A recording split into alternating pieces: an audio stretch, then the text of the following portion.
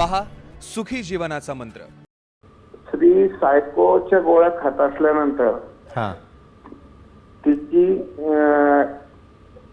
भेटण्याची इच्छा होत नाही का? म्हणजे समजा तुमच्या पार्टनरला काही अँटी डिप्रेशनच्या गोळ्या किंवा औषधं चालू असतील तर त्यांना संबंध करण्याची इच्छाशक्ती किंवा ती कमी झालेली असते का हे विचारायचं तुम्हाला, बरोबर आहे? हो. चला, खूप छान प्रश्न आहे, नक्की सांगूया तुम्हाला.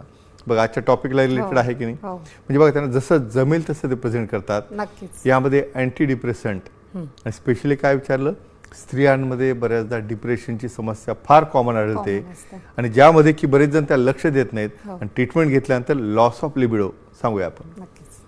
स्त्रियांना देखील डिस्फंक्शन असते का, हा मोठा प्रश्न आहे. Desire disorder, arousal disorder, drainage disorder, pain disorder आणि त्याचबरोबर त्या ठिकाणी बऱ्याचदा क्रिया करताना ते रिलक्टंट म्हणजे स्पाझम त्या ठिकाणी होत असतं. अँटीसायकोटिक ड्रगचा डायरेक्टली तुम्हाला त्यावर परिणाम असतो का?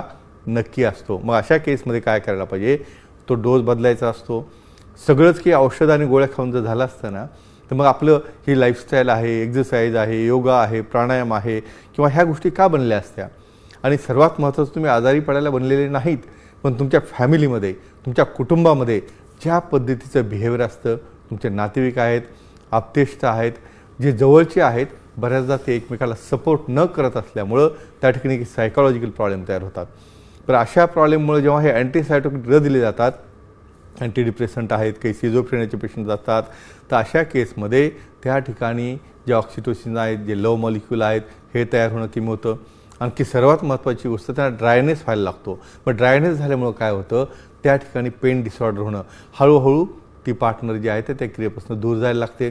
मग अशा वेळेला पार्टनरली ओळखायला पाहिजे ही असं का करत असेल. बरं, काय म्हणतो, मी खूप कोऑपरेटिव्ह आहे पण ती माझी पार्टनरच मला काही रिस्पॉन्स देत नाही आणि त्या ठिकाणी ती तयारच नसते.